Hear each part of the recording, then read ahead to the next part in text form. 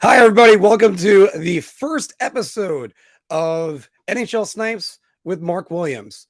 This will be my solo show, as now all three of us have a solo show.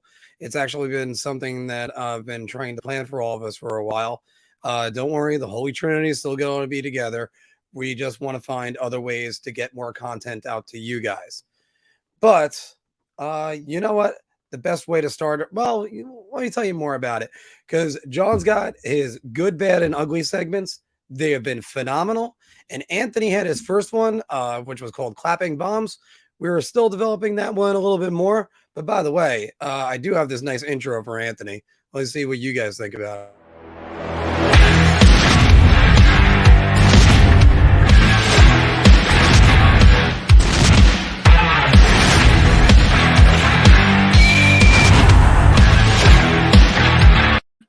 I still miss breaking the glass with Al McInnes all the time from the Sega Genesis NHL. But, enough about the other guys. We're here. We're going to be talking a lot of the NHL headlines that happened over this weekend, as well as looking forward to two games tonight for the tonight and tomorrow night for the New York Rangers. The New York Islanders going up against the Ottawa Senators tonight, and also a lot of firings around the league. Two almost in back-to-back days. And there's just been a lot of news to uncover. But first, let's start with the intro. Here we go. Coming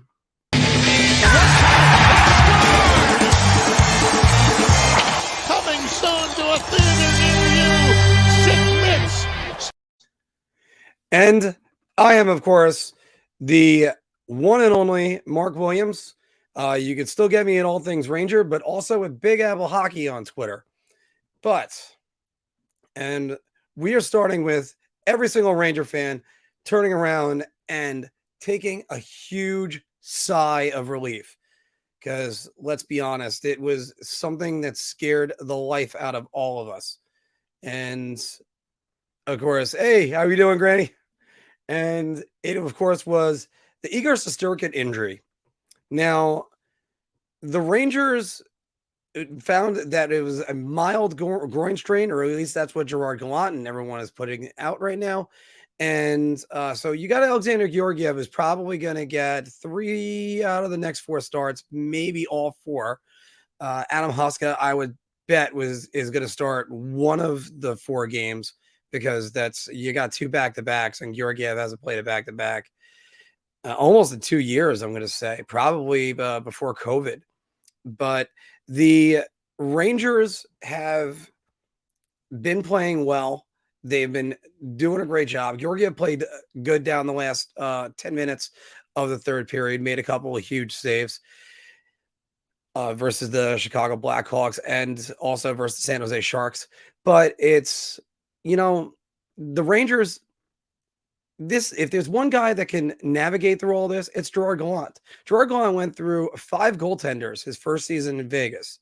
5. That's a lot. I mean, nobody's really talking about Maxime Legacy, but he was one of the guys that was there. I think, if I recall correctly, he was the guy the Rangers beat the first game versus the Vegas Golden Knights at Madison Square Garden in 2017, 2018. But if there's anything that I've noticed, if you've been watching all of the good, bad, and ugly videos of FIlip, and he's been doing a great job of breaking down the games for you. But the one thing I've kind of noticed is the Rangers are absolutely ravenous on takeaways. If you watch this team, they are relentless, especially in the third period. Look at Artemi Panarin versus the Philadelphia Flyers last week, where he just was stealing almost every single puck that was around him. And Filip Chytil's been in on it. Alexis Lafreniere. And obviously Kaapo, who has just been fantastic taking the puck away from opponents. So the Rangers, since their November 8th game against the Florida Panthers, which arguably has been their worst in this stretch, they have been averaging 7.9 takeaways per game. And with an alarming 20 that was against the Toronto Maple Leafs in the one game that they lost. So how about that? That was unbelievable. But the question I kind of have for everybody right now, and we're going to go down to the comments. Are the Rangers making you believe yet? Now, we had this question that we put in the big show, which was, are the Rangers an elite team? Phil and I both held back just a little bit because their goal differential is still pretty low. But right now it sits at a plus 11, which I should have checked that before I got on. I'm a man of a million notes, and I forgot to do that. But the Rangers' goal differential is starting to climb. Yes, by the way, it was a plus 11. And they're starting to get separation. And that's what you want. You want to see teams. Now, the Rangers are built to win close games. Imagine saying that last year under David Quinn when they only won 5 one-goal games. That is not a good record. They've already surpassed that this season, and it's only going to get better and on the way up. So I'm going to turn to some of your comments right over here, guys, and see what you're thinking. And hey, Rick, how's it going? See, the great part about this is I could actually be a lot more Ranger-centric with this show, even though we are going to go around. The update on the Igor injury last night I checked was they said minor groin strain. They just put him on IR. They're resting him until Thursday and waiting to see if it's got better on its own. But as far as major damage is done, they're confident there is no major damage, and we were all scared. Probably every Ranger fan, including Igor Shesterkin, who punched the grandstand on the way to the locker room. So, and yeah, they have turned a corner. Thank you, Rich. They've turned a corner. They've become an elite team, and I gotta say, it's amazing. It truly is amazing. But that's what you get when you have a better coach. We've been talking about that in all the Philk good, bad, and uglies. Join him after every single Ranger game, or even check him out on the good, bad, ugly reviews on our Facebook page. And yeah, the goal differential would be would be a lot better if it wasn't the 2 tough losses to the Calgary Flames. But you know what, Rick, you got me thinking about that now. Huh. That's still going to be a tough contract to move. I mean, the Rangers could possibly take him on. They've been trying to avoid taking on too much term. That's one of the things that they've been looking to not add on, because obviously you're going to have Kakko, you're going to have Lafreniere coming up, as well as all those contract extensions. Zibanejad and Fox kick in next season. So it's, Granny, you know what it reminded me of? It kind of reminded me of Mike Richter versus the Edmonton Oilers in 1995, where I think it was a game the Rangers won 8-3 or maybe even 8-2. But I mean, I got to play it back in my head because I was in high school and I was about to go to bed before then. But Richter just stretched his leg out. The puck was shot wide. I think it might have even been by Doug Waite. And he just stretched it out, and then you saw his head yank back, and he just fell right to the ice, and it was horrible. It was absolutely gut-wrenching, and watching that again with Igor, and a little bit of that last year when he did it against the New Jersey Devils, that's another thing. So hopefully this isn't a chronic injury that's going to be following Igor for the rest of his career. We're going to find out about that soon enough. And let's get a couple more comments. A lot of people say the Rangers have been winning. Do that? No. Oh, you know what? They're easy. Their schedule is somewhat easy, but you still beat the Florida Panthers at home. They beat the Boston Bruins on the road. They lost to the Toronto Maple Leafs, and the consensus was with everybody if they had some more time on the clock. Fortunately, they don't. That's not the way hockey games work. They would have actually have won that game. I'm just going to lower this down for a second, everybody, so you actually see all of my face instead of looking at like half my chin. Yeah, and past few seasons, Rich, yeah, you wait for the implosion. You wait for it to happen. And you know something? We thought, I think a lot of people thought that was in our future when they had the collapse against the Vancouver Canucks. They had the collapse against the Edmonton Oilers. and just thinking, this is what this team's going to be. It's not. Gerard Gallant clamps this team down. Philip was talking about adjustments that Gerard Gallant made, and he couldn't think about the Buffalo game. What I saw was that they shut Buffalo down. They didn't even challenge a shot on goal. And at one point, the Rangers were looking at just kind of going overtime. Nah, you know what? You get no points. That's what Ryan Lindgren said. And Sean, how we doing? Yeah. By the way, Rich, yeah, how many of those people are Islander fans? Well, you know something? I'll tell you this. The Boston game is the one that I really started to believe. I think I was texting Chris G on Instagram. I'm like, I'm seeing real chemistry with this team now. They were winning at first with just going on whatever the top line's doing and Adam Fox. Then Panarin he still really wasn't there yet. He wasn't. I know the numbers are good, but slowly but surely, that game is the one that you really got to see. The third line, Chytil, Gauthier, Lafreniere, is working really well. Barclay Goodrow down to the fourth line, Kakko up, and Dryden Hunt. You know, Dryden Hunt, we talked about it on our show last week. He's starting to, if he could be a Riley Smith clone, then Gerard Gallant's got his guy. And that just makes all the lines better. We said about a month ago that how's the Mohawk doing? We said about a month ago that that Barclay Goodrow on the top line was going to last. And the answer that I had was, you need Barclay Goodrow in the bottom six.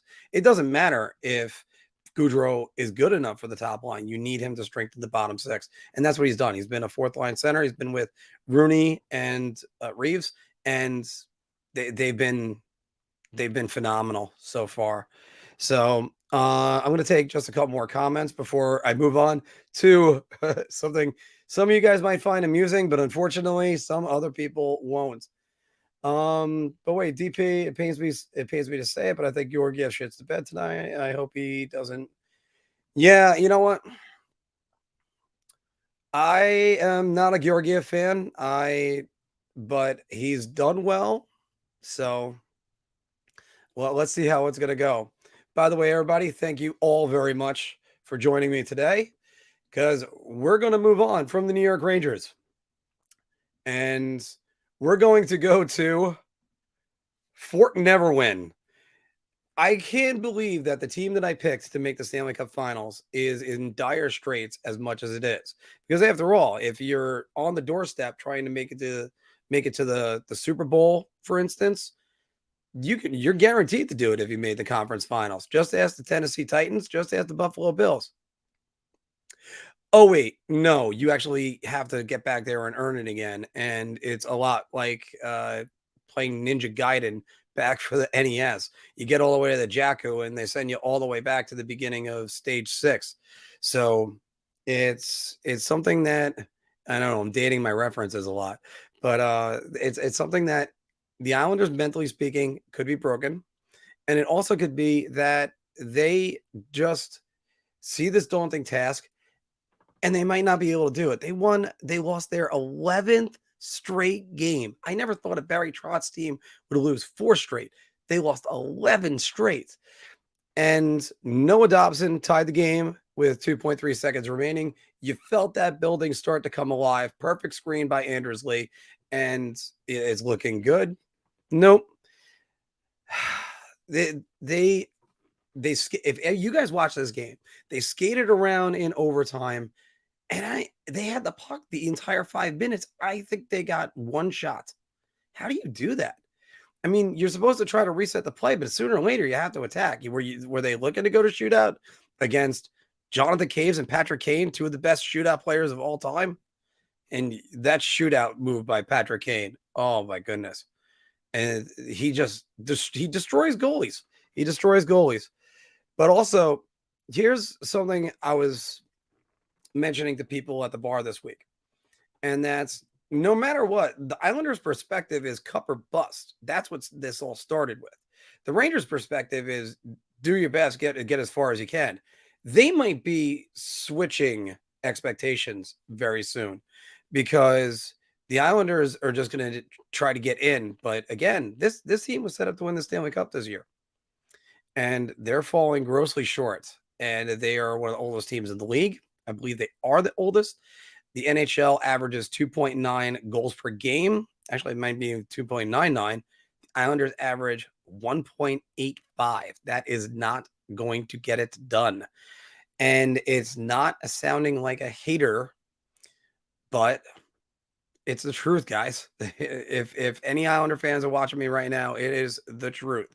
This team needs scoring. So the first thing they need to do, my opinion, and I'll talk about this with Anthony on Thursday's show, and that's going to be they need to move Oliver Wahlstrom up and damn the consequences because he's the only guy scoring.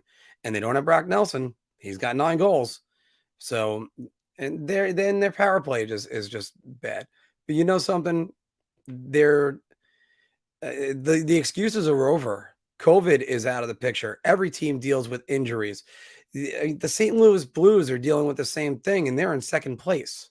So just stop with the excuses. And Barry Trotz will tell you no excuses either. So that's just the way that goes. Let me take some of your comments on that and see what you guys thought. Again, Fort Never Win. Ugh. Who'd have thought that you wait all this time? Yeah, UBS into MSG East.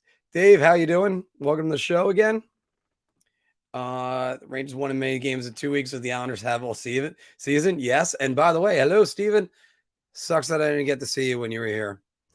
Mausoleum 2.0.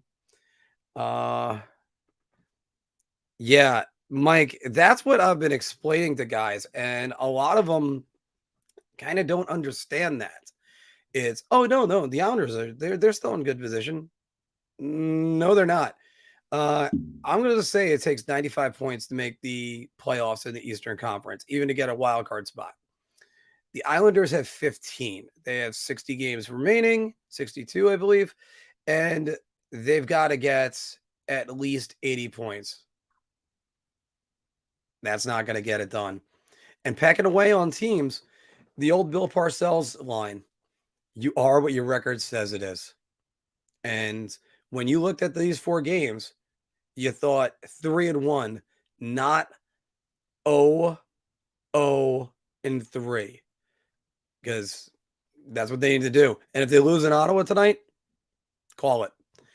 I personally, don't worry, David. We're going to go back to the Rangers in a moment because we're going around the league on all this.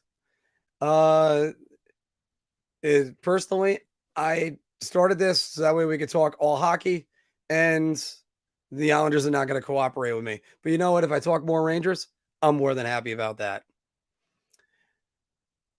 Oh, yeah. How about this one? The last time a team with a 7-game losing streak won a cup, that was pre-expansion. Expansion was the next year. I still love the fish sticks.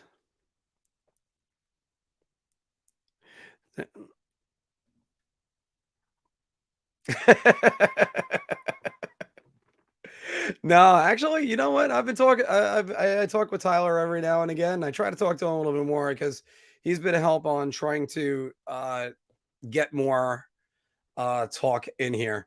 David, we're going to be doing just one more bit. Actually, we're going to do one more bit about a former Ranger coach who, and a little bit of news.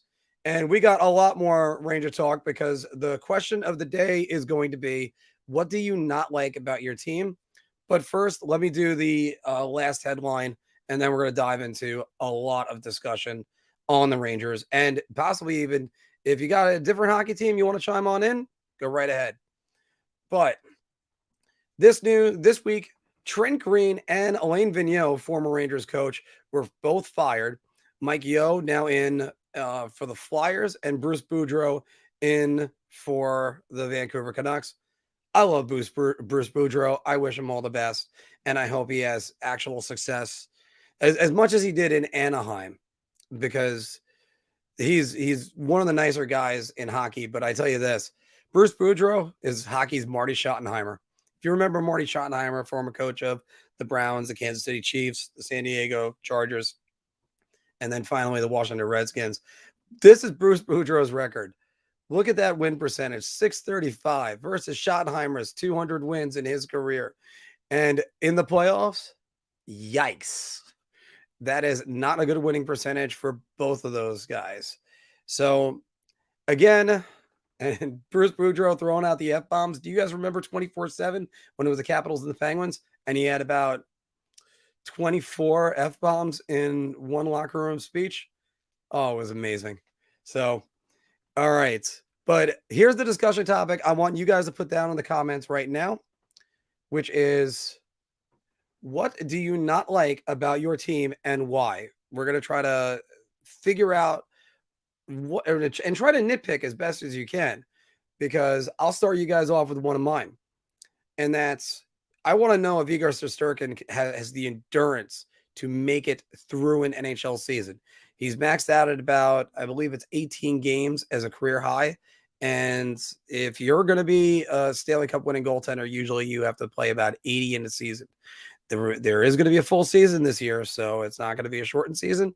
He's had a history of injuries, and you know something? It's something to be concerned about. It also is the same thing with Jack Campbell up in Toronto, but I love what they're seeing with Igor. All right, let's back to all these. David, yes, the Chytil is looking like he's ready to blossom, and I'm thinking, you know something? This kid's he's getting it, and Gerard Gallant is teaching him what he's doing, and he's the guy that I always got that. Yeah. See, you know what? Because that's why with Tyler, those guys are great with us. Steven is great with us, and we're gonna have some crossover episodes. Philk is gonna be on with them. Would have loved to meet up with Steven for a drink or something, but we got a lot of exciting news going on. Let's see. Flyers game, AV chewing gums.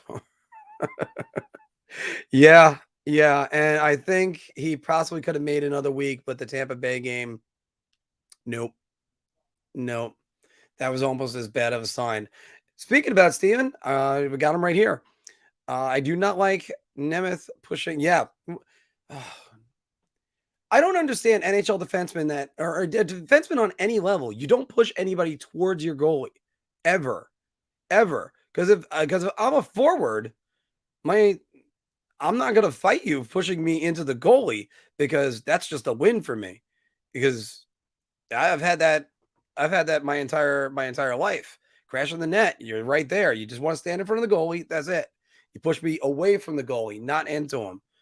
Because he did it to Shesterkin. He did it to the Georgiev. Oh.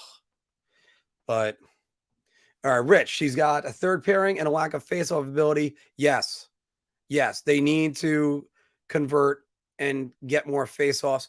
I should have actually, because face-offs are always my number one thing. You guys always see me on the big show, and it's just one of those things.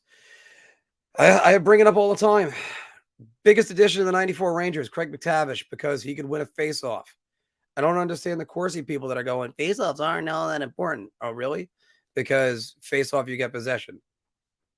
Okay, that's just me. Rangers still can't win face-offs, and yeah, Brody, that's right, by the way. Hey, Brody. Face-offs. All right, Jack, what we got here? Lawful start. You know something? I don't think they need Loft to take as big as steps. I think Kakko's looked great the entire season. I think he's been more confident. I think he's handled the puck a lot better. Philk has said to me otherwise, that in the month of October, what I was seeing wasn't exactly what's right. But you know something? Now, all that work, his confidence is riding high, and you see him. He is one of the best two-way forwards in the league now. I'll say it right now. Top 20, easy. And he's just going to keep on going on from there. And so do I think Loff it needs to take that same step. You know what? If you put down Lafreniere 18 goals this season and a slew of assists, and he's a plus player, I'll take that. He's playing on the third line. He's got no power play time or minimal power play time. So, but Alexis Lafreniere is he's still there. I'm going to highlight that in a second, Rich. But that I agree with you on that one. All right, David. So yeah, I plan on. Nice. See, we're always going to be there to help you and always keep you well informed. And yeah, by the way, enjoy moving down to Texas.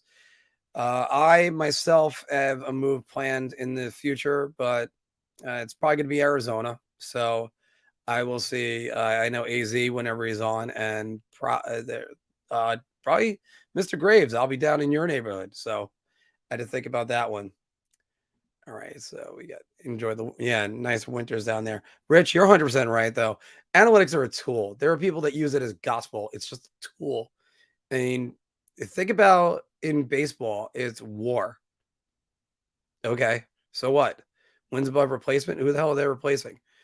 That's just me. I always joke and say WAR. What is it good for? But analytics is something to interpret. It's the same thing like when people say, "Oh, plus minus isn't a great stat." Well, it is if you interpret the stats. And the greatest plus minus of all time, Bobby Orr, I believe he had 132 plus in a season. So most Loft looks about a year away. Doesn't seem to have the conditioning in two-way game. Guys, keep in mind that generational talents like McDavid, I mean, Sidney Crosby, those guys always take time to develop. Everybody else takes time to develop, but I mean, it's not a lot of people that can just jump in and do it like that. So let's all hold the phone on Lucas Raymond is better than Alexis Lafreniere. Most improved Ranger this year. That's a great question, Dave. I think in the end, it's going to be Kakko. In the end. And I'm going to actually go with that right now. See, I think Trouba's exactly where he is. You know, maybe Ryan Lindgren.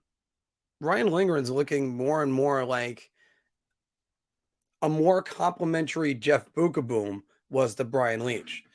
Lindgren is certainly a guy that gets in on the play and look no further than his game winner. And I think Ryan Lindgren's got more goals than JG Pajot this year and Kyle Palmieri. So that tells you what I think about them. All right. Yep. And it's hard also when those players aren't getting first line power play minutes. And Mika Zibanejad, who is yet to really hit his stride. Keep that in mind. The Rangers can only get better. And with Zibanejad, Kreider, Panarin, Fox, it was sort of like, who are you putting on the right side? 2 years ago, it was Kakko. They've thrown Strome on there, and he's been a mainstay. But then the second unit, where you get a Kakko or Colin Blackwell last year, they barely get like a minute or two. So that's what helps also develop these guys. They get into different situations. You don't see Detroit putting Moritz Seider on the second power play unit. They're putting him on the top unit. Lucas Raymond's on the top unit. And you know what? Then that helps out other players too. Other players develop with them. Look at FIlip. FIlip developing is almost symbiotic with Lafreniere being on his line. And now you have a guy that's distributed. I love that line. I'm going to get.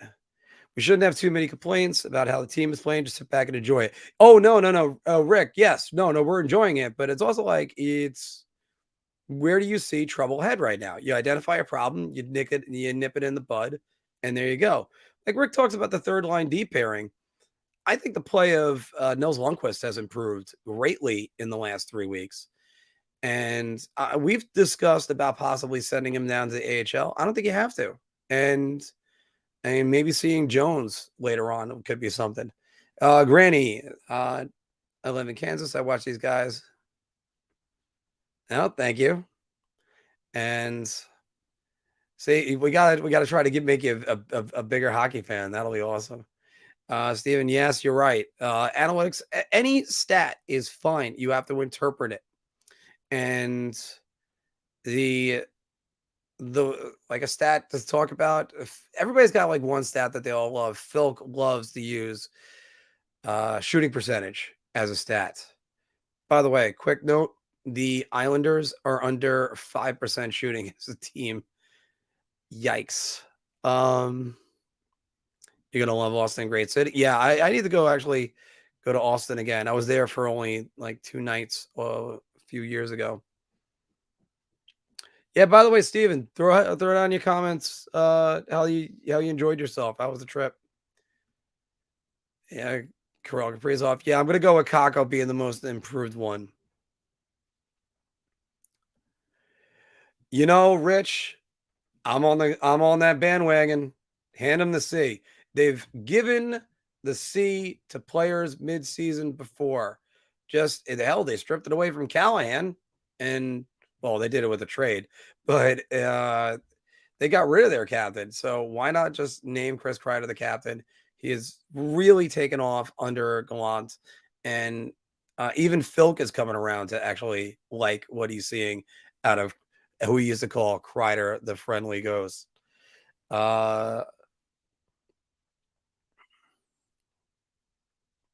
Yeah, Jack, that actually happens a lot with John Tavares. Wasn't exactly the best skater. He went to power skating clinics, bang, after the 2011-2012 season, took off greatly. So lots of guys have done that. Brian Boyle took power skating clinics and he ended up being a 20-goal scorer the next year.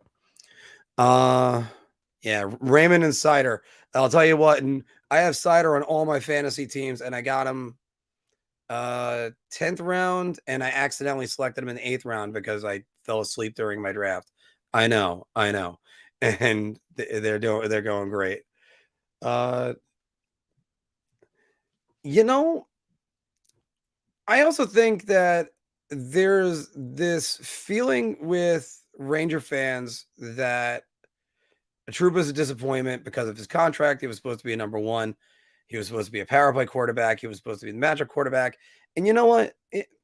That's fine to look at it like that. I'm not saying it's wrong.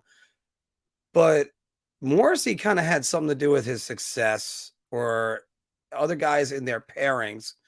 And the Rangers really struggled to find that second pairing with him.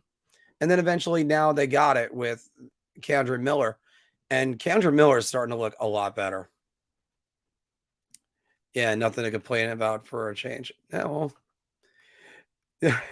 it's not really complaints. It's just asking, what do you not like about the team? That's all. And it's certainly enjoying it because here's one truth. Sorry, guys. I am actually going to check the schedule because let's say if Sorokin was in, and I'm going to be so bold and say that, or he comes back quickly. The Rangers are at Chicago, home for Colorado. By the way, I'm going to be at the game tomorrow night. Feel free to say hello. I'm going to be in section 224. I forgot to post that on here. They go to Buffalo on Saturday night, home for Nashville, at Colorado, at Arizona, and home for Vegas before taking on Montreal after a 4-day break before Christmas. The Rangers realistically might lose 1 game in that stretch. That is a bold prediction. So, and if that's the case, yeah. Mike, I gotta love this one. But I'm gonna get down to you in 1 second. I don't think they're moving. I don't think they're moving. 2 reasons why. NHL wants to stay in Arizona. And the thing is, in Arizona, they just gotta. I have no idea what possessed them to go to Glendale. That was not the right move. But also, I have to visit family that's out there, and I'm probably going to see a game out there. So maybe I'll see exactly how much of a disaster that is. Oh no, no, no, and yeah, I wasn't comparing him to Boogaboom. I was just saying as a complimentary piece. But yeah, you're right. Girardi, just Ryan Lindgren's such a great player. You know, Jeff Corton has the Rick Nash deal to pat himself on the back because it's the pick that ended up being Miller. He got Ryan Lindgren and he got Ryan Spooner, which he flipped for Ryan Strome. That's a great deal. That's a great deal. I'm gonna be checking on that tonight. I don't know. I there are times with Lafreniere, I think he's right there. Gauthier might be the most yeah. Look at the Thanksgiving game, but there's still elements of Gauthier. He needs to get it more consistent, but that's all coming. And Steven, what you think about seeing Nils? It wasn't at the Buffalo game that you were at, but I mean, the rest of the time when you got to see him, I love that kid. That kid's going to be something special, and I'm glad the Rangers aren't moving him for anyone. Face-offs are pretty black and white. Yep.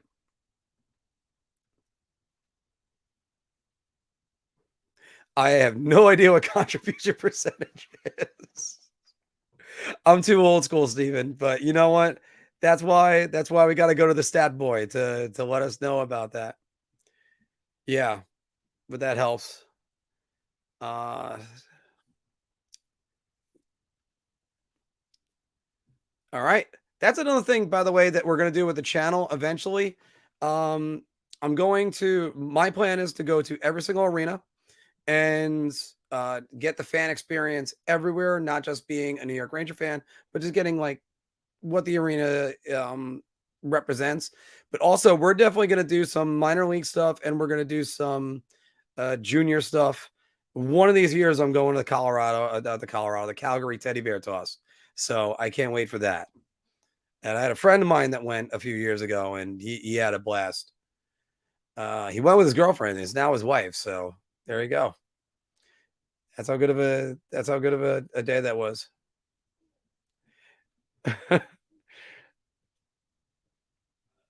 No. Mohawks would not look good on me at all. Kreider has been more deserving of the C. Oh, yeah, I do think so. You guys know Kreider is my guy. He's American. The last, let's see, we've had 2 Ryans and a Chris as the last 3 Ranger captains, and they were all Americans. There's your representation. And Panarin doesn't want to do it.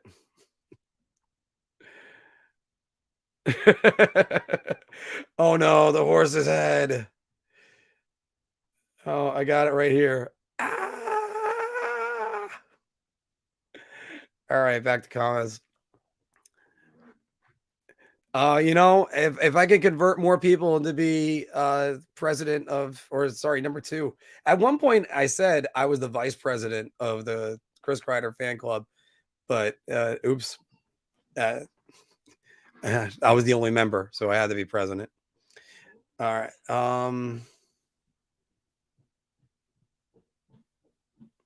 Yeah, but you know what, David, that's not 100% true. A lot of teams end up having like a captain for 1 year, or just saying like a stopgap captain. A lot of teams do that. It's not just because you're thinking about moving them in 2 or 3 years, because then you're never going to make anybody a captain. And again, I've said this before, just name a damn captain. 4 years without a captain. I had a girlfriend I had a fiance the last time they had a captain. So think about that. All right. Yeah. Nice. Oh, take 2023. You're going to be back here to get married. All right. Nice. So no, that's fantastic to hear. Great.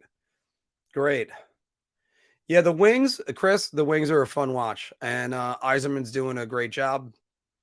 Big surprise. Steve Yzerman, who built a team that's currently won the last 2 Stanley Cups. Doing a great job. I know it was Brisebois that did the actual Stanley Cup, but the basis of the team was all Steve Yzerman. All right. So, coming on with Laffy. Yeah. Oh, but no, but a lot of NHL guys they'll see their skating as a problem. They'll go do that. By the way, just in case if anybody is curious, the stocking is up for Christmas. That was the same stocking that my mother made for me, I think when I was 3 years old. So it's been around a long time. And yes, see, that's Chris. I think that's what this team is starting to do. It's starting to make believers out of people that even looked at guys and went, eh. I was never one that didn't like Trouba, but you know something, he's looking good, and he's been a very, very steadying influence. Brody, there we are, and that is a great icing on the cake. Anytime you could ever go away, like when I went to Nashville and I got to see the Rangers win. Yeah, because also, and they signed him to be all those things, to be a number one guy, and immediately within a month he was off the top power play unit. That I think it went him, D'Angelo, then Fox, then back to D'Angelo, and they all took off. But again, knowing when Fox was going to be a really good defenseman, and with Lundqvist in the wings, that's why I always predicted D'Angelo was going to be gone. Because you're not going to move Trouba. He already is getting $8 million. Zook and Kaprizov are a great pair. Yeah. Well, it would be versus. If it's a court case, there's no S.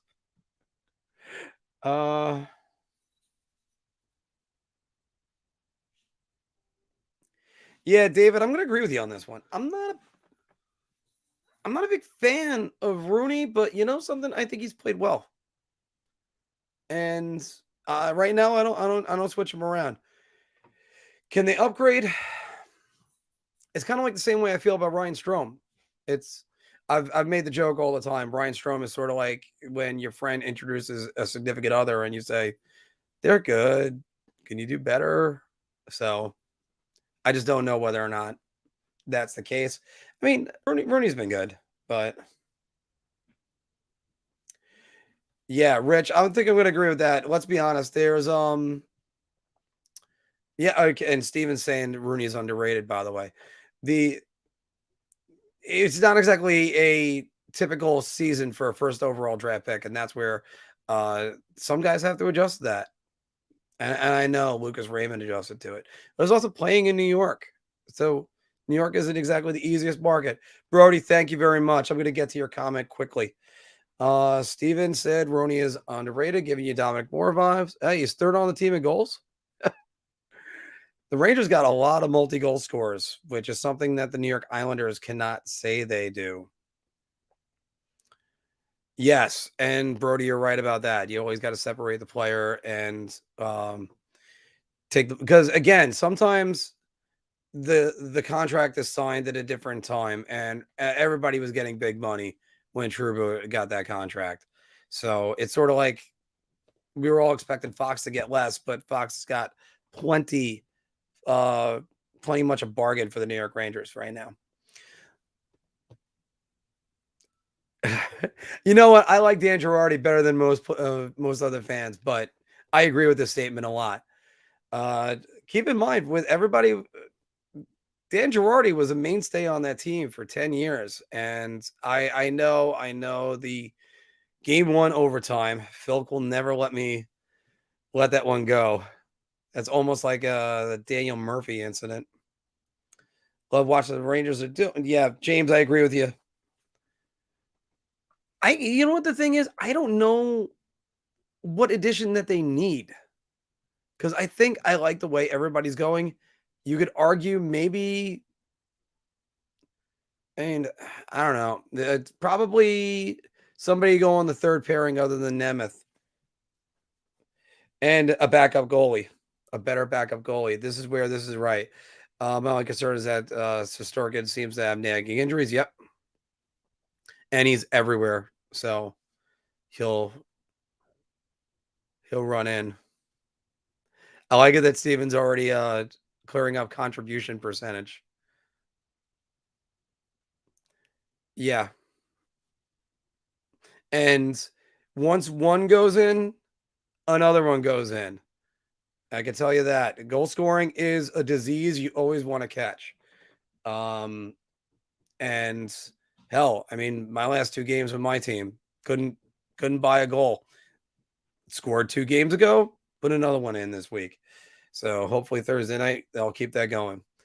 Contribution percentages, the number of team goals and players involved in. Yes, actually, you know something that I have known this stat for a long time. That's a big one. So, Steven, by the way, while you're at it, tell me what Connor McDavid's contribution numbers are, as well as Leon Draisaitl's. All right, moving on. Kreider really stepped up. Mika needs to get going, and we'll be awesome. Yep. You know something? I know I watched Gravity's video and I said this, and Granny, I'm glad you talked about this, but I'll be quick as I can on this because this is going to be one of our topics in the bar talk on Thursday. By the way, everybody, the show is going to be on Thursday this week because Philip has got AEW wrestling, and I'm going to be at MSG for Rangers Colorado. Again, section 324. Guys, feel free to say hello. So, and yeah, there we go right there. Yeah, let's make it 6 in a row tonight. But Carey Price moving, and I saw Gravity's video, and the kid always puts in great work. The thing I would have to say about that is a chunk of change you're handing out to a guy that's got a lot of question marks right now. And Montreal isn't going to just go, hey, you want to take him? There you go. They're going to want back key assets. And the argument that I gave on there was, oh, yeah, Jeff Gorton dealt Henrik Lundqvist. No, he didn't. Because first off, Carey Price has got to want out. Do you think he wants out right now? If their team that just went to the Stanley Cup Finals, a team that he's called home for the last 12 years, and that they revere him as this god? And what assets does Colorado have to give back that they're not going to need for a Stanley Cup run? So, no, I don't believe Carey Price is getting moved. And he'd have to go to a contender. Maybe the Oilers. I don't know. As I look up as the our group chat went off just now. So, yeah, 6 in a row tonight. That's an important line, and you'd be the one to tell me that, Steven. And that's where we discussed this a couple different times. If he's mentally handling being a professional and failures of what the game is, leave him up there. Let him grow into it. The ones you got to worry about is the kids that their confidence is shot and then they never get it back. And look at David Carr. Captain Kreider, I love it. I love it. We need to go fund me for Anthony's mohawk. You know what? The mohawk is still up, guys. He still believes. Thank you. I have to. Maybe I should have done an intro with the mohawk in there. I never remembered what the horse's name was in The Godfather. I never remembered that. Yes, Brody, you're 100% right that the players' mental health is what you got to check in on. And sometimes coaches just they just want to do tough love all the time, not thinking this is going to hurt down the road.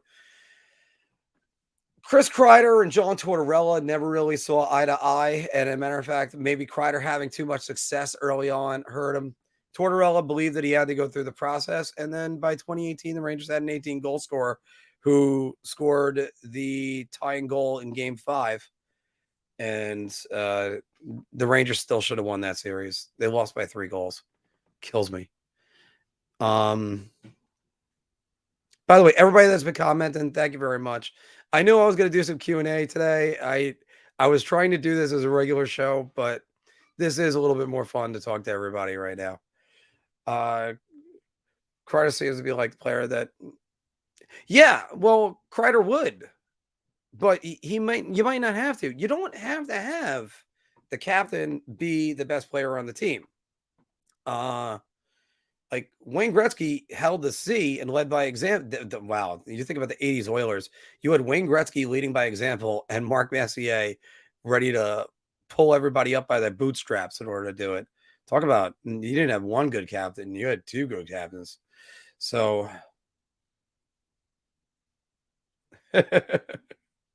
yeah, life was much better when when the Rangers are winning. And yes, single too, because after all, I get to do what I want with who I want without even talking to anybody.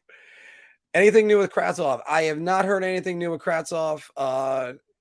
Ask this again on Thursday when it's the Holy Trinity back together, and I got Philk. Because I think that would. I guess he's still. If Kravtsov is going to be anything, he's still not going to be here until March. Because I don't think that. Actually, Steven could tell me right now. They're not going to be able to just get him back from the KHL. All right, let's go. Trouba's been on a mean streak lately. Yep.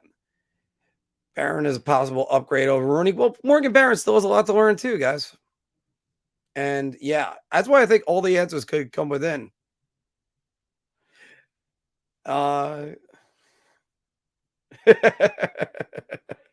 Brody again, thank you very much. See, I finally got down to it. You guys have been great on these comments. I'm trying to get through all of them. But yeah, well, trust me. You don't know how much hard work goes into those edits for the good, bad, and ugly. I still tell Phil, I'm like, if you guys know any video editing, you could easily do that, and you could be the New York Rangers Steve Dangle. I mean, I wouldn't mind because it's, helping the parent company.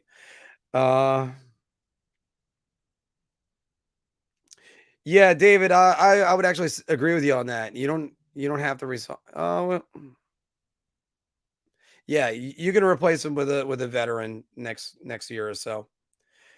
Killjoy, by the way, thank you very much, guys. Drop a like. I never think about telling everybody to drop a like, and it's just I always forget to throw that in there.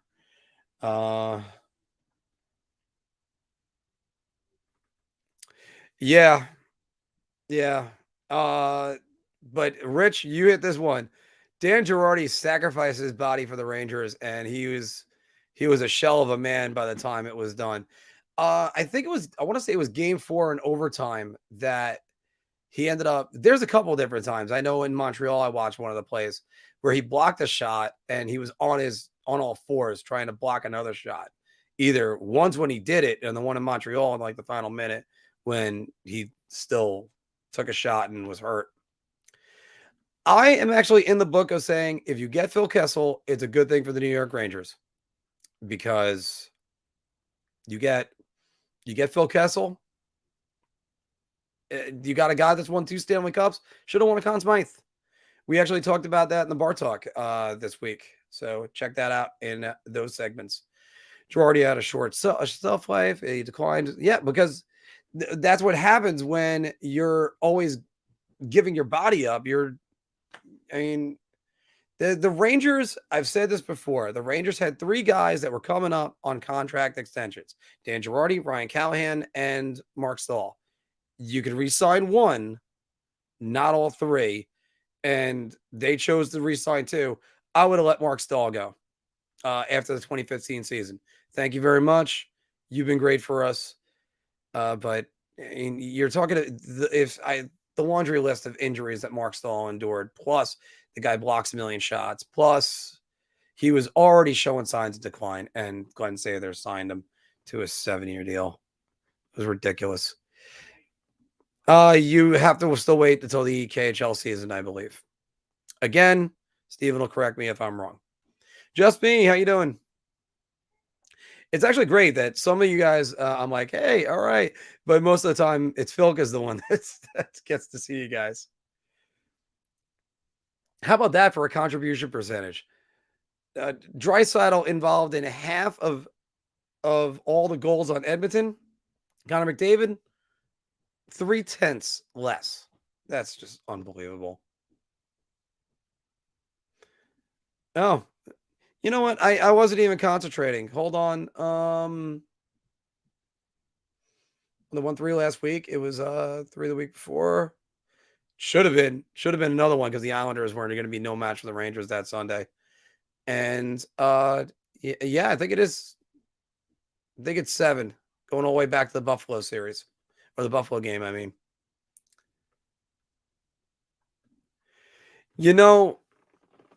that's a great question because I think they should go with Patrick Waugh. Just bring him in, and you need a fiery coach like that. I forgot if Waugh won the Jack Adams in 2015. I think he did, but he was out in Colorado pretty quickly. You need a coach that speaks French. I don't know what the perfect coach is for Montreal, but AV, I thought AV was actually going to be decent in Philadelphia. He was okay for that one season when he got him to the number 1 seed in the East. But I don't know. Montreal just likes to recycle all the French coaches. The horse in The Godfather is Katorum. Okay. I gotta watch The Godfather again. Yikes.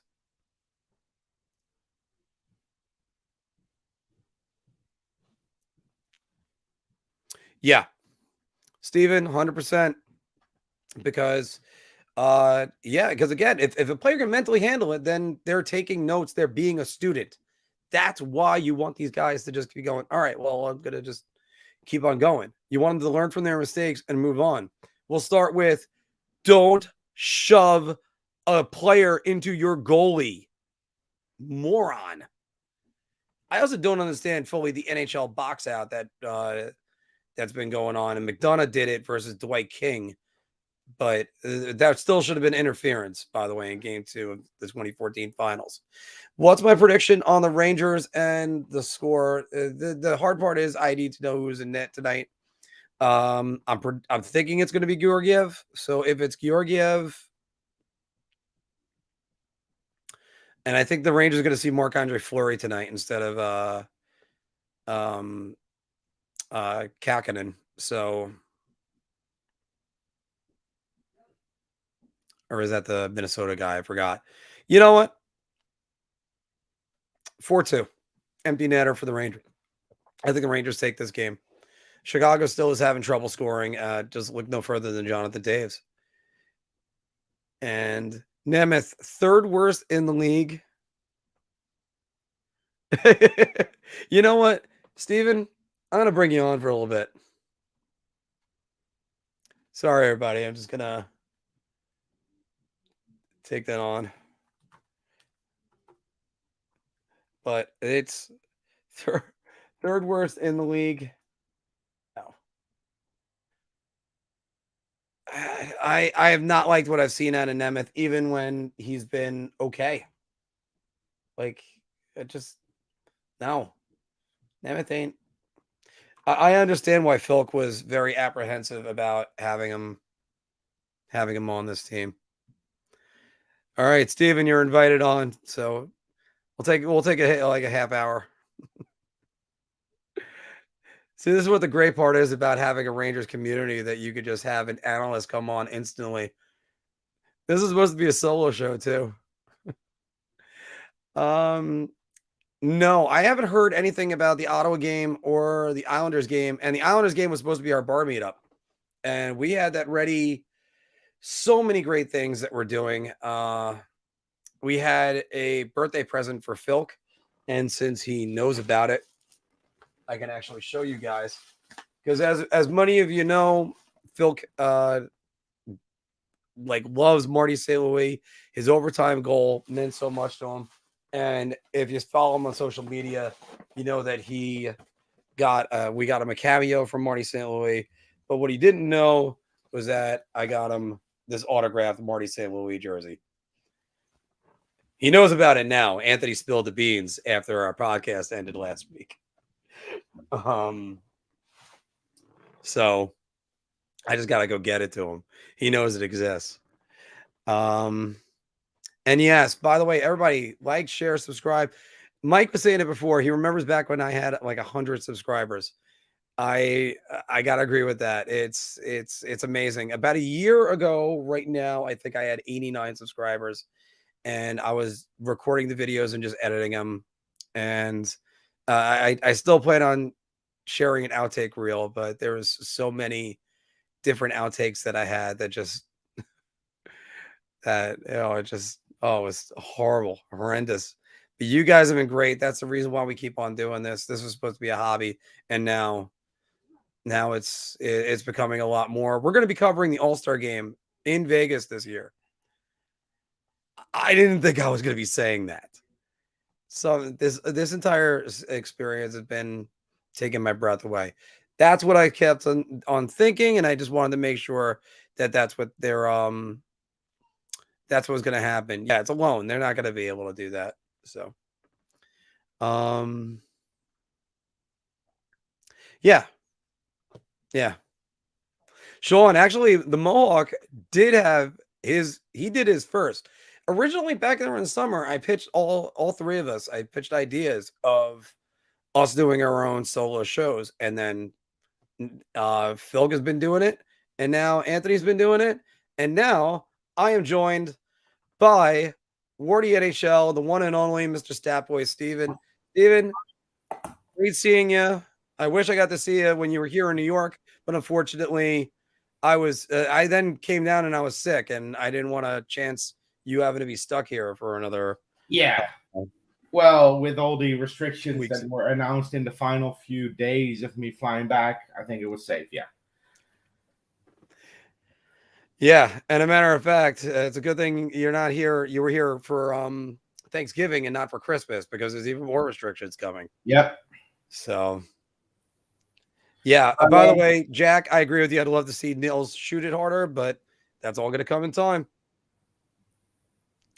All right. So, Steven, talk about your experience. You said you met Lafreniere and Nils. Well, they're families, yes. Yeah. So I arrived, I think, on the 18th or 19th. Well, my first interaction was with Steve Velikat on the Sunday. As you know, Velikat and I talk on Twitter regularly through DMs, and he sometimes mentions my stats on the post-game show. So meeting him in person was definitely a fun experience. Did you realize how tall he was going to be? Oh no, I had no clue that he was going to be that tall. I mean, I'm not the tallest guy. I'm like 5'11". Yeah, you got me beat. I'm 5'9". Yeah, my neck started to hurt after a couple of minutes talking to him. I was just looking up like this. No, but it was a great experience. One of my friends actually was a little starstruck when he walked into the tracks. He goes, "Oh my God, it's Steve Velikat." And I go, "Yeah." I didn't want to, I didn't want to say anything. And then he came up to our table and he goes, "Oh my God, he's coming this way." And I'm like, "Oh yeah." And then Velikat walks up to me and he shakes my hand and he goes, "Finally meeting the legend in person." And my friend goes, "Wait, he knows you?" And so that was pretty funny. And we talked for about 20 minutes. He took the time to take pictures with all my friends too. So very, very casual, very, very great, just a great guy to have a chat with. I think the one time I got to meet him was 2015, and it was in one of the Bridgeview suites, because what a friend of mine had those going with Blue Shirt Nation. And what happened with that was I'm just talking with him for a while. They even had the trivia question: who was the last Ranger to shut out the Philadelphia Flyers? And I just kind of looked over and went, "I think it's you." And sure enough, and his wife was so nice too. It was great. Yeah. But yeah, I mean, it was a great trip. Like I said, I met my fiance's extended family, which is kind of important since we're getting married in 2 years. Yeah. Went to 3 Ranger games at the Garden. I went to the Red Hot hockey game at the Garden, Cornell against Boston University, which was a great experience. Seeing the Garden in red is a bit of a weird thing, but it was cool. Wanted to see UBS Arena. Didn't want to pay $200 for a ticket, so I decided to go to the Islanders games when they play the Sharks. There you go. For $28. I paid more for my gin and tonic at the game than I paid. But yeah, it was just a great experience. I ran into Kakko after one of the games, and we had a quick catch up. He still remembered me from 2 years ago, which I didn't expect. But when you travel around Europe and you talk to these guys before they make the NHL, it makes a big impact on them. It's because you are there before they reach their fame. And same with Nils Lundqvist, and Lundqvist's grandpa walked up to me at one of the games because he recognized me, and I haven't seen that man in almost 2 years either. So that was a lot of fun. Had a quick chat with Lafreniere's dad. Lafreniere and Kakko gave me a stick during the games for my collection, so that was cool. Went to Hartford for a game where I had the opportunity to talk to Lauri Pärjuniemi, Patrick Kodorenko, Justin Richards. And these are all guys that I've interviewed over the last 2 years. So meeting them in person was a fun experience. But yeah, the record speaks for itself. 5-0 when I was in town. So what can I say? And of course, and the game where Nils, the Buffalo game you were talking about. I was so disappointed when I heard that Tinordi was playing. And they scratched Lundqvist. And Tinordi was terrible that game too. Yeah. He had a perfect drop pass that led to a Buffalo shit, goal. He was terrible. I guarantee you, if Nils Lundqvist plays that game, that game ends in 4-2 for the Rangers because they only concede 2 goals with Lundqvist on the ice. There's no way 2 of those goals were scored if Lundqvist is on the ice because they were directly caused by Jarred Tinordi. Funny story, actually. After the game, they were selling the warm-up jerseys for all the players because it was Hockey Fights Cancer Night. There wasn't a single bid on the Tinordi jersey. Apparently not even his parents care enough. Oh my goodness. This guy's terrible. He shouldn't be in the NHL. I'm sorry. Anyway, the second game at the Garden where I saw the Rangers play, they played against the Flyers. I got to see Nils Lundqvist on the ice. Got to have a quick chat with him before the game. Had an assist on the first goal, so he, Gallant made up for it. But yeah, it was just a great experience. 2 weeks in New York, meeting a lot of old faces, running into people that follow me on Twitter, that just have a quick chat or want a picture. It's a humbling experience every time. When someone mentions your name behind you. And I'm not a celebrity. I'm just a fan. So when someone wants a picture, I'll take the time for a picture. And then the last couple of games, I was even lucky enough to be able to give away some tickets for some games on Twitter. Because I was given tickets on the glass by someone in the organization. So the tickets I had, I was able to give away. And then I had people reach out to me with more tickets to give away for those 2 games. So some people got to go to the games for free on Friday and Saturday. And yeah, they thoroughly enjoyed it. Saturday, I flew back. Missed the Chicago game because I was on the plane. But watched the highlights when I came home Sunday morning. Nice. And still a little bit jet lagged. But, I'll it's not a problem because the Rangers are playing at 8:30 tonight. So. See, I got to tell you this, and I'm sorry about kind of grimacing as you were telling that story. It was finding out this just now that the Ranger Islander game, which initially was our first bar meetup we had it scheduled. I was trying to get you to come down, and now it's scheduled for March 17th. All my North American people, what's March 17th? Think I can have a bar meetup on St. Patrick's Day? Oh. I was afraid the NHL was going to screw me with that, and then they did. So right now I got a signed Dennis Potvin jersey. I mean, I don't know. I hope I'm going to be able to unload that at some point. Instead, I'm going to stare at it in my living room for a while. But I also we had a Mika Zibanejad autograph jersey we were gonna sell off in a pool. Yeah. Anyway, so let me answer that Kravtsov question for you quickly. Yes, please. So Kravtsov's loan is until the end of his season, which the regular season ends March 1st, but his team is going to be in the playoffs. They're a top team in their conference. Whenever his team is eliminated, he has to come back because he's under contract. So even if he's traded to another team, that loan deal is still in place. Now, Kravtsov himself can terminate the loan deal as the player. So that might be something that teams could look into. But realistically, he's coming back to North America mid-March or early April, depending on when his team is eliminated. So, do you think that they're actually doing a good, like, mending some fences with all this right now? I know they reached out to Kravtsov and his agent. I don't know if they will be able to do enough to to patch things up, but I hope they do. The Oilers did it with Pullock. A couple of years ago, Pullock went back to Finland, and he said in an interview he's never playing for the Oilers again. And now he's a huge contributor on that team.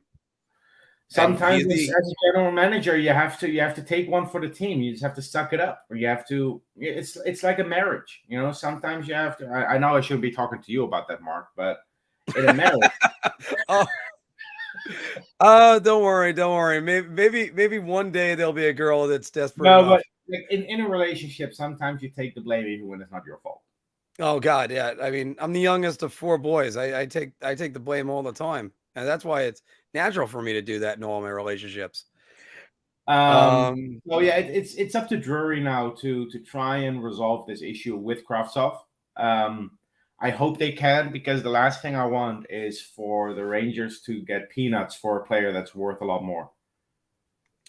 Here's one question though. With the success of the team right now, Blake potentially being on this team next year, and Lauri Paianiemi in the minors, is there more of a feeling of they can move on from Kravtsov now? Oh, I think they're more comfortable moving on from him, but they still want to get a decent package for him in return. Okay. Getting a second-round pick in return is not going to cut it. If that's what we're getting, then Drury has screwed up royally. I think the trade is still going to be a 1-for-1 for a prospect similar to Kravtsov in terms of stature, in terms of age, in terms of NHL readiness. Someone like Rasmus Kupari in LA. The LA Kings have an abundance of center prospects. I would love it if the Rangers could somehow get Alex Turcotte out of them. Alex Turcotte's probably going to cost you a little bit more, but maybe you can sweeten the pot. Maybe you can throw in a guy like Matthew Robertson and go for a guy like Turcotte. Yeah. Maybe go Robertson, Kravtsov for Turcotte and a third. Robertson's basically destined to be Joey Keane now for the Rangers, isn't he? Well, yeah, look, Robertson is being outplayed by a guy who was drafted an hour later than he is, in Zach Jones. Personally, I think Zach Jones has already outplayed Keandre Miller at different levels. College, World Juniors, they were in the same World Juniors on the same team, and Zach Jones was the better player. Looking at the way our defense is shaping up, I think we're going to see Lundqvist and Miller paired together soon, and Jones with Trouba. And I think Nemeth is going to be the 7th defenseman moving forward. Which would be...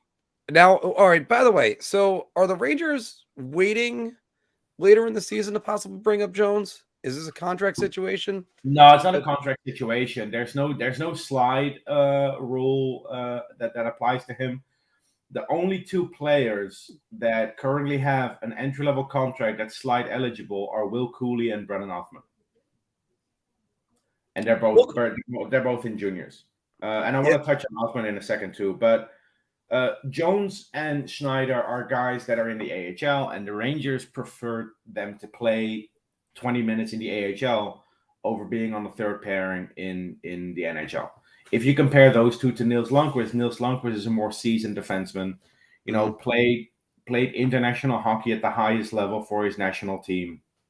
So he is ready for that kind of pressure, and that's what I alluded to earlier. So that's why it's part of the reason why he got that spot on that sixth spot on defense. Now, they have plans for Jones, they have plans for Schneider, and I wouldn't be surprised if Trouba is gone before his no-move clause expires in 2024. That might not be this upcoming summer, but somewhere somewhere in next season, between 2022 and 2023, I could see a scenario where they talk to Trouba and say, hey, listen, you have a no-move clause, but we would like to trade you because it'll help us out financially. You can waive your no-move clause and basically dictate where you're going, or you wait until 2024 and we trade you wherever we want you, wherever we want you to go. Because a no-move clause is not always about staying in the same place. It's more about dictating where you're going next. Marian Gaborik waived his no-move clause in 2013 to go to Columbus to play under Tortorella, which was to get away from Tortorella. Yeah. So that for Gaborik, that was a great opportunity to get away. By the way, that's an underrated trade in Rangers. Gaborik for Brassard, Moore, and Dorsett, and then flipping Brassard for Zibanejad. Yeah. That trade tree is phenomenal. If you watch those, by the way. Yeah.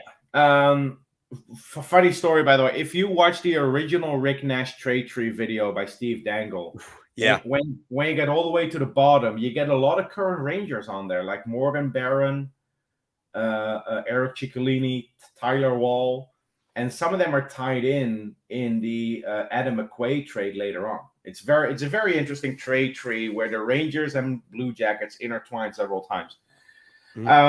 No, but the Rangers want Schneider and Jones to play big minutes in Hartford as opposed to playing 7-8 minutes or maybe 11 minutes in the NHL. There's no rush with those guys. You know, Jones has 2 years left on his entry-level contract. He's not going to be neither Jones nor Schneider are arbitration eligible at the end of their entry-level contract. Lundqvist will be, because Lundqvist was 21 when he signed, and at 21, you only need 3 years to be arbitration eligible. So those are all factors that play into their decision. And the only reason those factors matter is because on the ice, all those players are NHL ready. Like, you're not going to talk about arbitration eligibility or, you know, how much a player is going to cost if that player is simply not good enough to play in the NHL. We're never going to have this conversation about Dylan McElrath. Yeah, or Libor Hayek. Or Libor Hayek. Well, when we're talking about Lundqvist, Jones, Schneider, those three are destined to play on this team's blue line for a long time. I mean, that's... Go ahead. And yeah, it's nice to see all these defensemen now in the system. And now this organization is making a subtle switch from the defense to forwards when it comes to their prospects. For years, we've heard all about Miller, Lundqvist, Jones, Schneider, Robertson, Reijonen, even Hunter Skinner. You know, 8 defensive prospects that have NHL upside. Now they're all under contract. Now they're either in Hartford or in New York. And now when you look at the players that are playing in juniors in college or in Europe, it's almost exclusively forwards that we're looking at.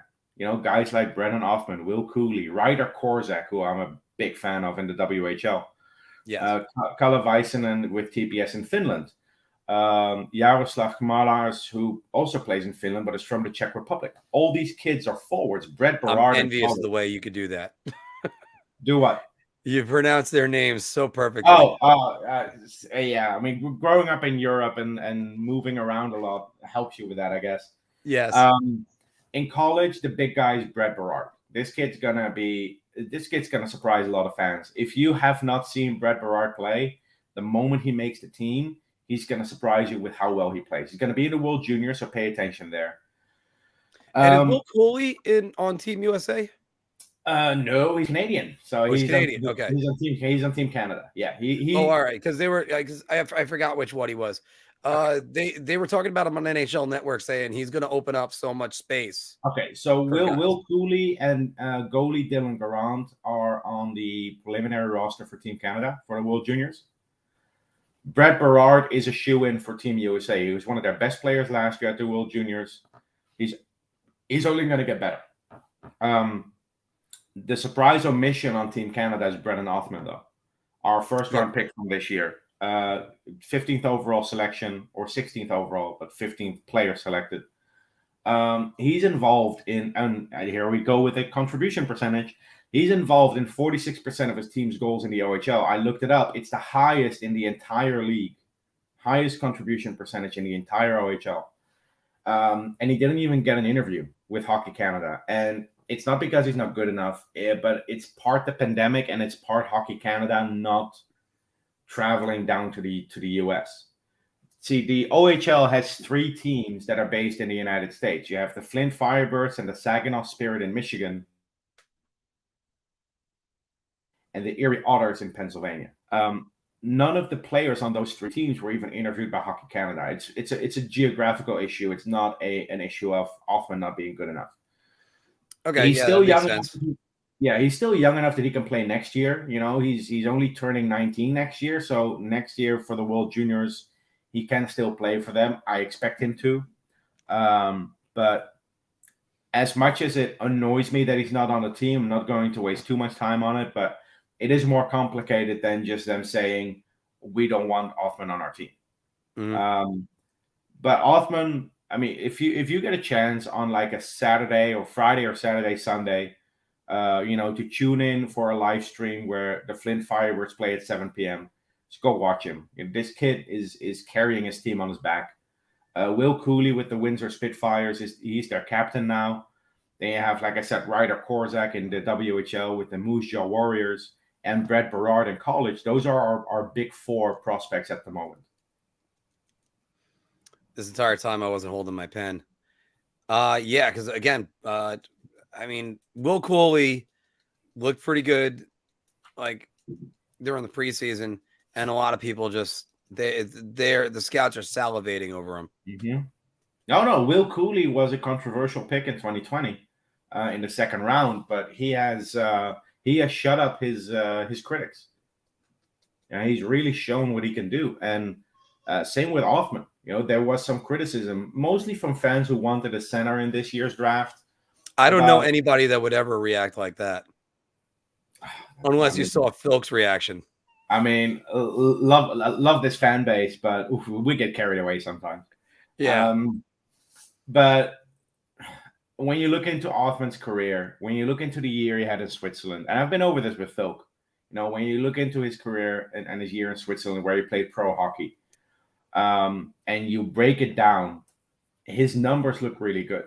When his team was, and this is the thing, he was 17 years old. When his team was on an 8-game losing streak, he wasn't putting up points. I don't really blame a 17-year-old kid for not carrying a pro hockey team. But when his team was playing well, he had 15 points in 17 games. And at the end of the season, he had 3 in the final 8. So that's what you want to see. You want to see a 17-year-old who is able to keep up with professional hockey players. Unfortunately, he's not eligible for the AHL until 2023. Unless he makes the team next year, he's going to be back in the OHL with the Flint Firebirds or with another team if the Flint Firebirds trade him. And there's a good possibility that'll happen. The Flint Firebirds are not a good team. Brennan Othman has a history with Shane Wright, who is the projected first overall pick next summer. So there is a good opportunity. There's a good chance that he'll get traded to Kingston in the OHL, and tries to win a Memorial Cup before he turns pro. All right, yeah, because I know you guys were talking about this during the last Good, Bad, Ugly about doing a prospect video together. Oh no! I mean, Phil and I are going to have one of those. Yes. Oh no, I agree with you 100%. By the way, is that an Imperial pint? Sorry? Is that an Imperial pint? The actual pint, where our pint's a little bit smaller? here? It's a proper Irish Guinness. It's not. That's not correct. That's what I was waiting for you to say. Yeah, people get on me. My bar serves 16-ounce pints of Guinness, and across the street it's 20 ounces. So no, you need the proper glass. But I mean, it's the team is doing well. The prospects are doing well. It's just we're finally getting to that next stage in the rebuild, and you've known this. We've talked about this before. Mm-hmm. My projection for the Rangers to be contenders, not to be a playoff team, but to be like contending for the Stanley Cup, was always 2024, because that is the 5-year span from drafting top 3 to being either the Final Four or making the Stanley Cup final. That's the same time frame as the Pittsburgh Penguins, the Chicago Blackhawks, the LA Kings, and the Boston Bruins. Where the Boston Bruins, that I take the 2006 offseason as the start of their retool. Okay. That's the year where where Jeff Gorton actually laid the foundation for the team that would win a Stanley Cup and make it to 2 other finals. With the acquisition of Brett Marchand, trading for Tuukka Rask, That's when they signed Zdeno Chara, right? They signed Zdeno Chara. They drafted Milan Lucic, I think, that summer as well. Wow. And then 5 years later, they win the Stanley Cup in 2011. They had a second overall pick that year, but that came in the Phil Kessel trade, actually. So that they weren't in 2010, they weren't a bottom team. But looking at the Rangers, looking at the Carolina Hurricanes won the draft lottery in 2018 when they got Svechnikov. The Carolina Hurricanes aren't contenders yet. They still need a year or two. But the Carolina Hurricanes and the New York Rangers are going to be the 2 big teams in the Metro for years to come.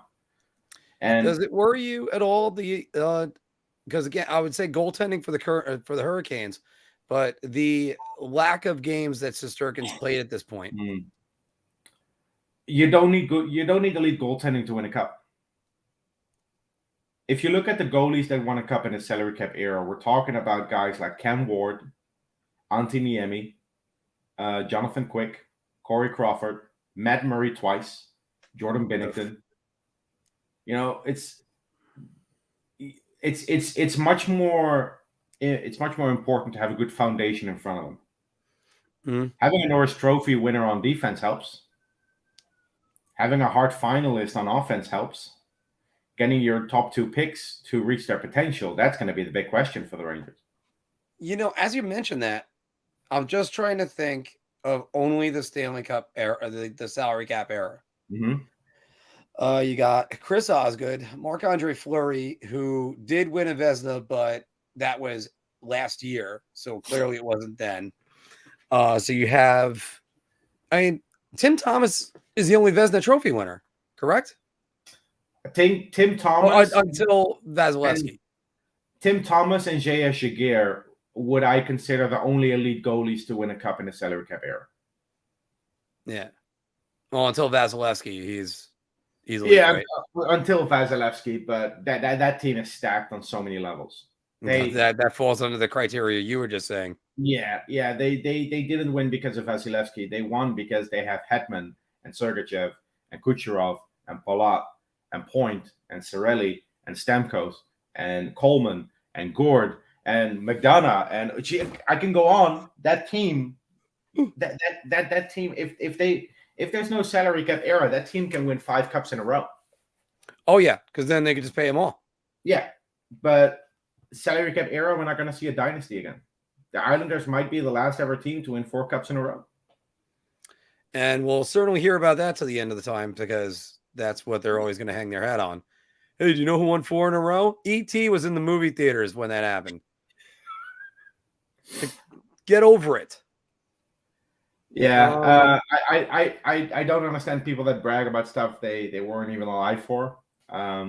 Yeah, it's like someone coming at me saying, if it wasn't for us, you'd be speaking German. And I think, dude, you were born in 1989. Shut up. Yeah, I'm pretty sure you were over here. You were out defending England. No. I mean, it's just I understand that sometimes those topics come up, but don't brag about something you weren't alive for. I mean, Or had no part in. The Rangers won in 1940. Yay. 1928 and 1933. Dynasty. No. One of my favorite trivia questions I like to ask people is, do you know the only person that won a cup with the Rangers and the Islanders? And the funny thing is, most people go, yeah, Neely. No. But yeah, I'll tell you who it is in a second. I'll let you think. But most people say to me, there was somebody that won a cup with 1940 and 1984. No. It was a 10-year difference. Oh, shit. It wasn't Glenn Healy? Shit. Not Glenn Healy. Who was it then? Greg Gilbert. Yeah. Wait, there it is. Is he the guy who did the voice of the bird in Aladdin? No, Gilbert Godfrey. Oh, okay, sorry. Oh, Gilbert Godfrey. Yeah, you're getting all of them right now. Greg Gilbert. Did you see someone paid for his cameo to read out the Brady Tkachuk statement on Brendan Lemieux? Oh man. Oh, I got to see that. We need to do that more often. Just pay for cameos to have like Morgan Freeman read out a statement by James Dolan about the NHL. That's a great idea. We're going to start doing more of those. Or at least start doing those right now. No, but look, the Rangers started good this season, and I've been getting a lot of questions about, are you happy the Rangers are winning now? I'm always happy when the Rangers are winning, but of course, early in the season they weren't playing sustainable hockey, and I'll stick to that. They've been better the last 4 weeks, which is great. They won 10 of their last 11, which is amazing. However, only one of those 10 teams they've beat is currently in a playoff spot. Yes, but I mean, but again, some of them are playoff spots, but nobody's gonna say the Boston Bruins are a slouch. No. But you look at the 10 teams we beat. Only one of them is in a playoff spot. It paints a different picture than the Rangers just being the most dominant team in the NHL right now. So when yes. people complain about us not being number one in the power rankings. This is one of the reasons, because like this is what happens in college sports, right? You get higher grades if you beat better teams. And the Rangers have some tough games coming up: at Colorado Avalanche, Vegas Golden Knights, Carolina Hurricanes. Those will be the real tests for this team. I'm still making my bold prediction: Pete DeBoer might be the next coach fired. I know they want to keep him around, but that team's not playing well.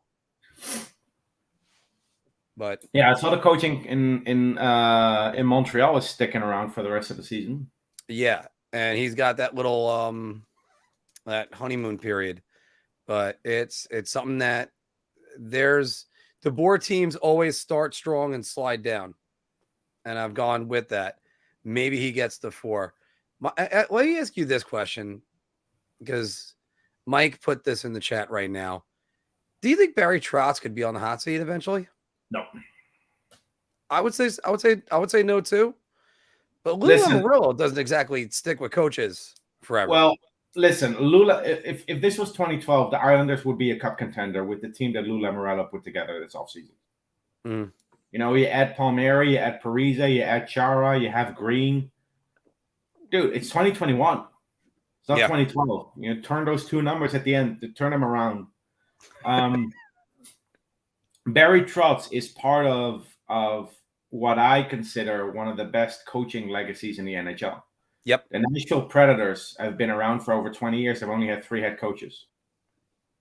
And Barry Trotz was around for like the first 12 of them. Might even be 14. Maybe even longer. And then it was Peter Laviolette, and then it was, I don't know, the guy that coached in New Jersey, I think. Hines.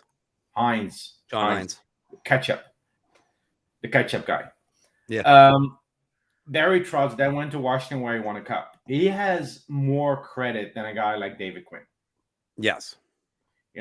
He has built up the credit to sit through a bad season. I wish more owners and general managers would have the patience to let a coach just get through a bad season. But pro sports doesn't work that way. It is You know what it is. something, and you bring that up, and this is the thing about that when you do that, because look at the Pittsburgh Steelers in football. Mm-hmm. When you know that coach ain't going anywhere, the player ain't going to win. Mm-hmm. And again, the Pittsburgh Steelers since the 1970s have had 3 coaches as well. It was Chuck Noll, Bill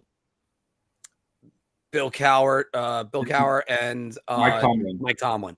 Yeah. I know I had trouble with Cowher for a minute, but and it's when you know that coach is there, you don't get the discipline problems because it's going to be, oh, you got to complain about the coach.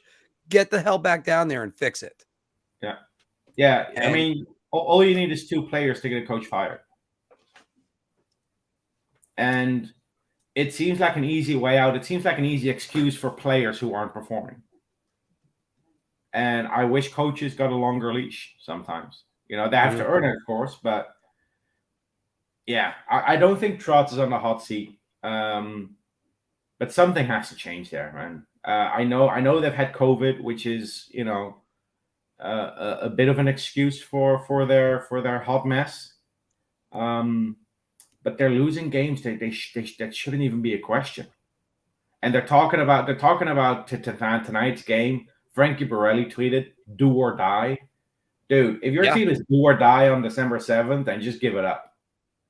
Yeah, I mean, it's you can't be do or die this early, but it's the truth. It is, and do or die versus the Ottawa Senators. Really? If you cannot beat the Ottawa Senators at the UBS Arena, then you have serious issues. Yeah. Oh, they were in Ottawa for this one, though. Oh, they're in Ottawa. Okay. They are in Ottawa. But I mean, all that depth, everything that they had, all their strengths, they're gone right now. They can't score goals. Like, the Islanders right now remind me of the Rangers in 2016-17. Or sorry, 2015-16. Mm-hmm. They're coming off 2 great postseasons where they get really close to winning a cup.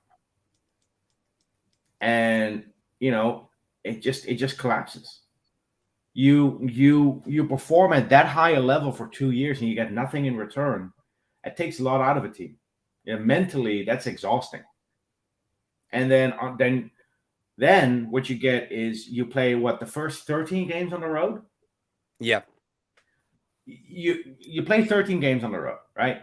All you do is you sleep in hotels, you sit on a bus, you get on a plane. They did come home twice during that. Yeah, but there's no real structure. I mean, these people have family too, and Skype is great, but it's still different. And to do that for 13 games in a row, and then you come back home, and it's not even home because it's a new arena. Everything is new. Your locker room is new. It doesn't really have that feel to it where you've had your previous success. It's difficult. I would argue that it still feels like road games for them, even when they're home. Let me throw this one at you too. So 11 games in, after 11 games, they have the bad game against the Devils that most of them were in their houses for. Then the date they circled when the season started was going up against Tampa that Monday night and thinking, we're going to go up against Tampa. We're going to go win this game. And they throw all their energy into that game. They take a 1-0 lead, Barzal on the breakaway. They lose 4-1. Tampa just takes it to them the rest of the way. That is such a deflating thing for them. And then you get stomped by Florida the very next night. And I think that just put them into the tailspin. Mm-hmm. And then COVID. I was at the game they played against the Sharks, and they scored within the first minute. Yeah, Barzal. And there was this feeling in the arena like, oh, we're finally going to win.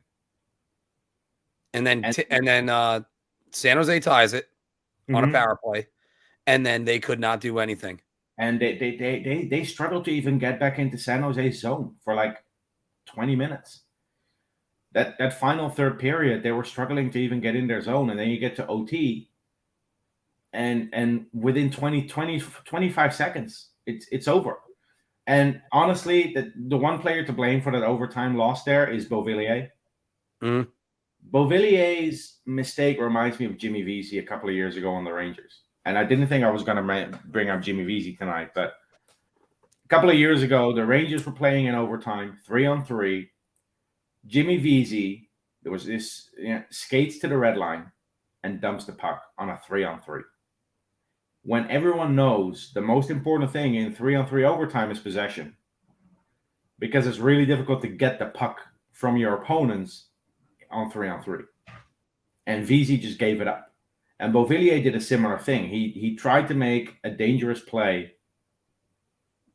He tried too much. He tried to skate through two people instead of going for the more conventional option there. And it turned into a 2-on-1 breakaway where Erik Karlsson scored the game winner. It's mistakes like that will hurt them longer than just the one game, because that'll stick with them. They've been playing decent hockey, but they're still losing.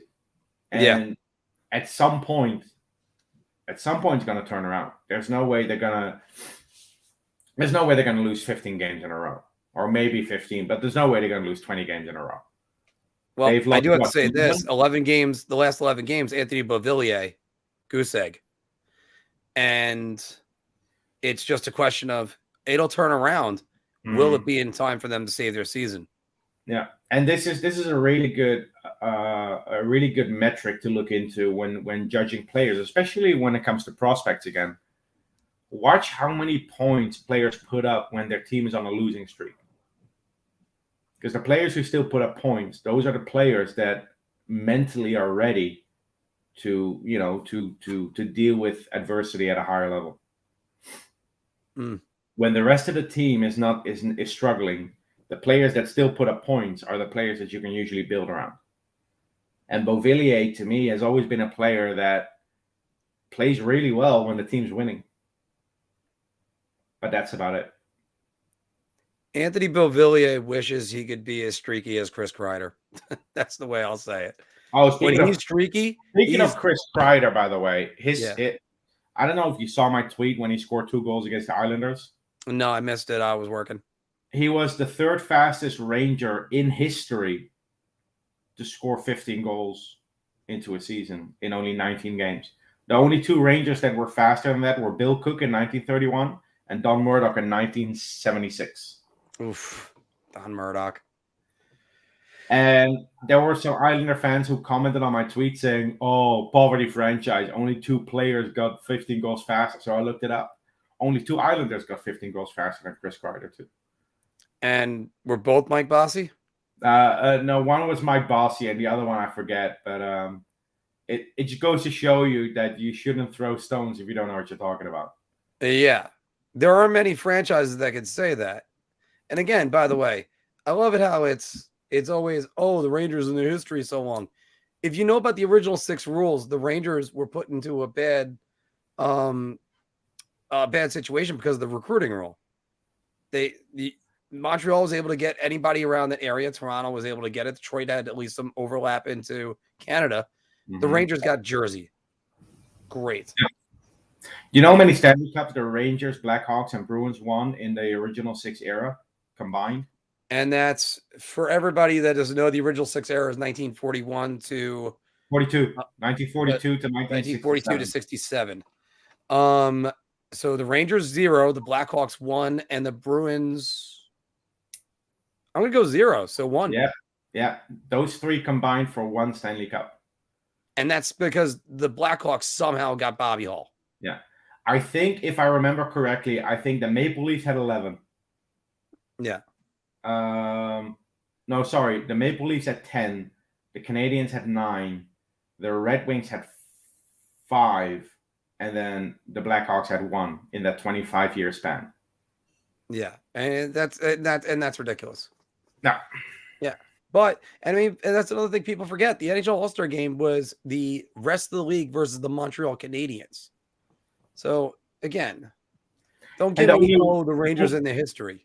The only reason the St. Louis Blues made the Stanley Cup final in 1968 is because the NHL put all the 6 new teams in the same division. Right. And 4 years in a row, it was old division against new division. And guess what? The old division won. The old division won every time. The St. Louis Blues were the Buffalo Bills of the NHL. They lost every final until 2019, and then and if I recall correctly, the first of the new expansion teams to win a cup was the Flyers, and then they went back to back, and then back to the Canadians. So they won back to back.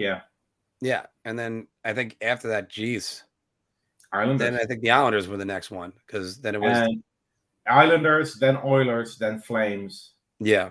Then Penguins. I mean, we can name them all. Canadians, Rangers, Devils. Non-original 6 teams. Yeah. Once you get to like the early 90s, I can name them all. Yeah. If we were transplanted back into the 90s, you definitely would have interviewed Uwe Krupp before he became not only an Islander, but an eventual Stanley Cup clinching goal scorer. So, yeah. Bills didn't win because of the smoking ban. Listen. There are so many kids in Africa walking around with Buffalo Bills Super Bowl championship T-shirts. Yeah. Like, wait, what do you mean they didn't win? Most popular NFL team in Africa. Look at them. You would have the Philadelphia Eagles. There's a lot of those. Although again, that was smart business decisions. They're like, okay, get them all out. That's what you should do. I mean, if you're gonna throw them away anyway, yeah, might as well give them to kids in Africa. Yeah, get some, at least some joy to someone. All right. There's more New York Rangers Stanley Cup champions T-shirts in Africa than New York Islanders Stanley Cup champions T-shirts. Son of a bitch. I still think they got hosed in that finals because, again, I didn't agree with the Matt Zuccarello tripping call in Game 5. There are 3 moments that piss me off until the day I die. Voinov's stick on Rick Nash's wide open goal. Yeah. Zuccarello's interference behind the net that wasn't called. And what haunts me in my sleep is Dan Girardi on his knees trying to clear the zone. I have Dwight King, Game 2, on top of Henrik Lundqvist. Tim Peel must have had to even up the calls or something. Thank you, Tim. And you have the Zuccarello trip that it looked like he had a breakaway the other way, but Jake Muzzin, they called him for tripping Jake Muzzin, even though Zuccarello's the one that got tripped. I still don't like the call. And yes, the Dan Girardi. The best thing Dwight King ever did was sign a contract with the LA Kings, because it made me sad that Paul Ranger never signed with us. That is true. Yeah, that is true. I always love that whenever Sam Rosa would say that. And it's back to Ranger. No, he does not play for us. Oh, yeah. All right. You know what? We're actually gonna cut it all off right there. And first off, Steven, thank you very much for joining, because it's always great to get your perspective on that. As I have it right there on the bottom, you can always check them out on Wardy NHL and the Rangers Review. When are you guys recording again? We recorded yesterday, actually. Okay, nice. All right. So yeah, you can check that out. We're recording again Monday, either Monday or Tuesday, but we're trying to get back to a weekly schedule.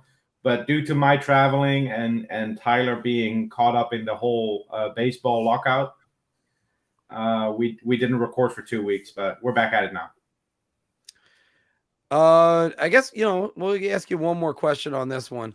What'd you think? Oh yeah, by the way, Chris, you're right about that. The McDonough hitting the post. I thought he was in when he let go of the puck. This one, what do you think about Gerard and Ottman's starts? Look, I think Dylan Garand is the next big goalie in this organization, but I am worried about the lack of shots that he's facing. He's playing for one of the best teams in the WHL, so his workload is not that high. But he's going to be on Team Canada for the World Juniors for the 2nd year in a row. I think he's going to be signed this season. Rangers move on from Georgiev. It's going to be either Huska or Wall as the backup, unless Kincaid is still around. And Garant will start in Hartford. Brennan Othman. Look, I know there's a lot of hate coming from Ranger fans to Brennan Othman, but I think Brennan Othman is going to be a good player for this team. He's going to be Chris Kreider's replacement when we trade Chris Kreider.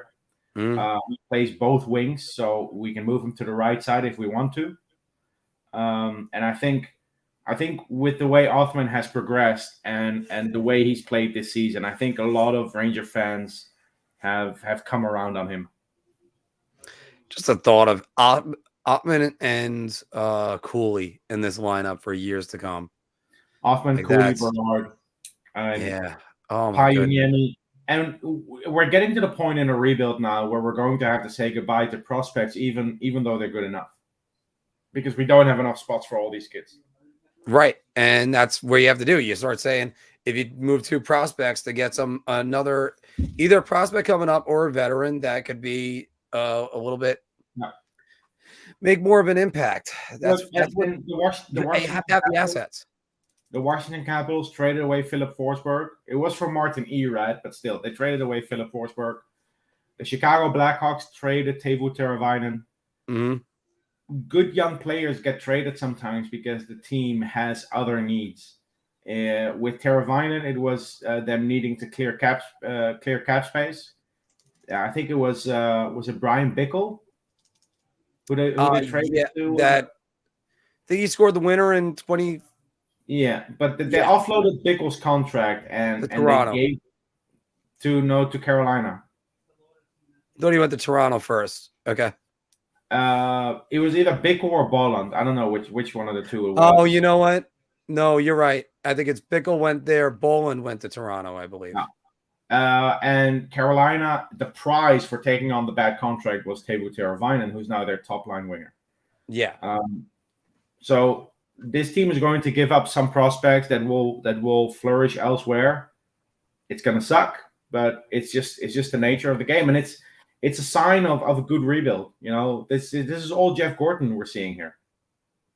But again, you got to cash in those rebuilds. You can't just say, all right, well, we got these prospects. They're all going to develop. No, you have to develop them. You have to teach them. Kids don't learn things on their own. Yeah, by the way, it was Dave Bolland. Dave Bolland went from the Blackhawks in 2013. I believe he had this, and again, I believe he had the Stanley Cup winning goal to the Maple Leafs in 2014. And that was no good for him. Then the Panthers, and I believe he had a shootout in his final game. If I got the right. Could be. Yeah, could have. But yeah, the future is bright for this team, and I'm excited about it. I love it. And hopefully that'll be more content for us, because it's better to have that than to. I still go back to our first ever live stream where I noticed that somebody texted me they fired everyone except for Quinn, and I'm just thinking to myself, I'd rather finish the season playing the last game of the year. That's what I'd rather have.